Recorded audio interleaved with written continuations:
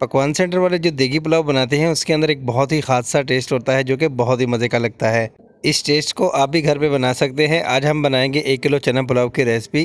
तो चलिए रेसिपी को शुरू कर लेते हैं। सबसे पहले यहाँ पे इसके लिए मुझे चाहिए होंगे चनों को मैंने 2 घंटे पहले भिगो के रख लिया था। सबसे पहले इसको प्रेशर कुकर के अंदर डालेंगे और इसके अंदर सिर्फ नमक जो है 1 टीस्पून इसके अंदर शामिल कर देंगे।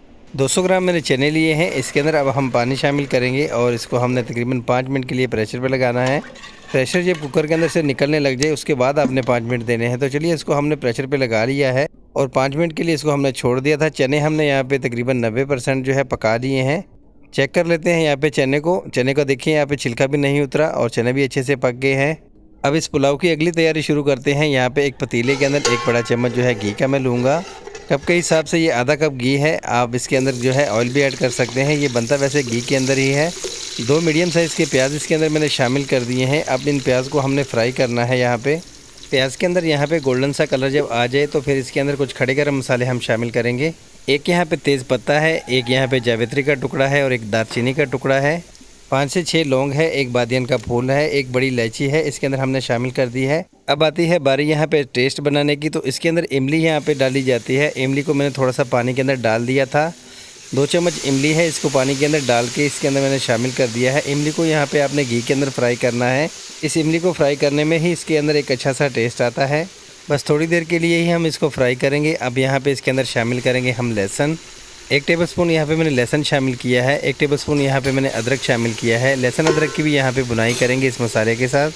टेस्ट जो है इसी तरीके से ही बनेगा जिस तरीके से मैं यहाँ पे चीज़ें ऐड कर रहा हूँ। तो आपने भी इसी तरीके से ऐड करनी है। लहसुन अदरक की बुनाई हो जाए तो यहाँ पे आपने 2 टमाटर जो है बारीक कटे हुए इसके अंदर शामिल कर देने हैं। टमाटर को भी अब हम यहाँ पे फ्राई करेंगे जब तक कि अच्छे से सॉफ्ट हो जाए, अच्छा सा इसका मसाला बन जाए। टमाटर यहाँ पे अच्छे से सॉफ्ट हो गए, अच्छा सा मसाला इसका बन गया है। अब इसके अंदर कुछ मसाले ऐड करेंगे। 1 टीस्पून यहाँ पे धनिया पाउडर शामिल करेंगे, 1 टीस्पून यहाँ पे लाल मिर्च पाउडर शामिल करेंगे, 1.5 टीस्पून यहाँ पे हमने पुलाव मसाला शामिल करना है इसके अंदर।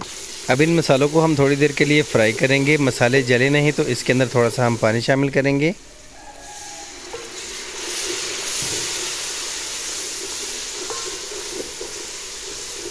मसाला यहाँ पे हमारा बिल्कुल तैयार हो गया है। अब इसके अंदर हमने बॉयल चने शामिल करने हैं। पुलाव के अंदर एक फ्लेवर होता है अचारी फ्लेवर, इसके अंदर जो है हम यहाँ पे थोड़ा सा अचार भी शामिल करेंगे। तकरीबन 2 चम्मच यहाँ पे मैंने इसके अंदर अचार शामिल किया है। इस चनों के साथ इस अचार की बुनाई करेंगे। 2 मिनट के लिए मैंने चनों की बुनाई की है। अब इसके अंदर हमने पानी शामिल करना है। अब जितने अपने चावल लेने हैं उसके 1.5 गुना आपने पानी शामिल करना है। मैंने इसी बर्तन के साथ चावल भिगो के रखे हैं तो मैं इसी के हिसाब से यहाँ पे पानी शामिल कर रहा हूँ।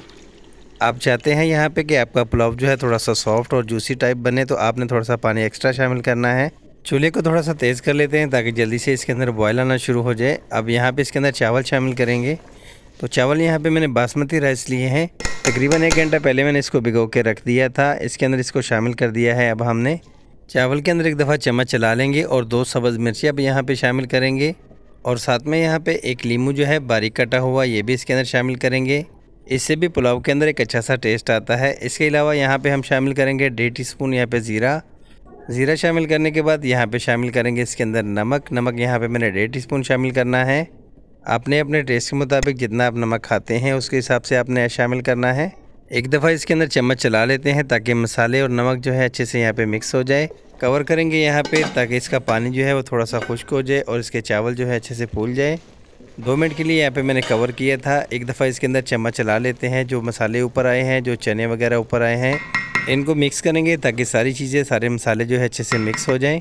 मिक्सिंग हमने कर ली है। अब 20 मिनट के लिए इसको हमने दम पे लगा लेना है। कोई भी भारी चीज़ लेके इसके ऊपर रख देनी है अपने। मेरे पास यहाँ पे मटका था, इसको मैंने इसके ऊपर उल्टा करके रख दिया था। अब यहाँ पे 20 मिनट हो गए हैं तो माशाल्लाह से पूरे घर में खुशबू हो गई है देगी पुलाव की।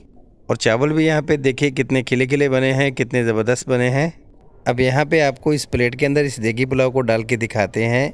तो मैं आपके लिए इसी तरह की अच्छी रेसिपी ला के देता रहता हूँ। रेसिपी अच्छी लगी हो तो आपने हमारे चैनल को सब्सक्राइब करना है, लाइक भी करना है और बेल आइकन पर भी प्रेस करना है। मिलते हैं किसी अच्छी रेसिपी के साथ नेक्स्ट रेसिपी के लिए। अल्लाह हाफिज़।